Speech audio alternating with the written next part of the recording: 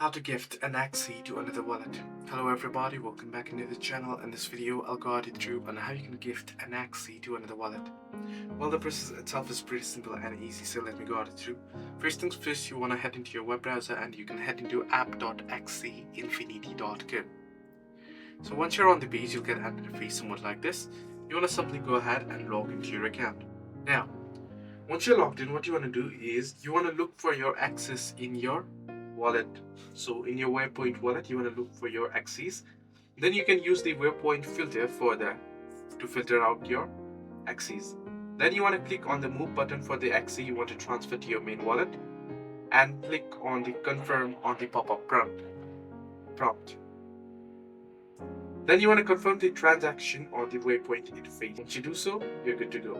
You will have successfully transferred your Axie to your main wallet. It will reflect in your main wallet in a few minutes once the transaction has been confirmed on gift an Axie to another wallet. Hope this video helped you. Do like and subscribe, and do not forget to leave a comment down below if you have any further issues.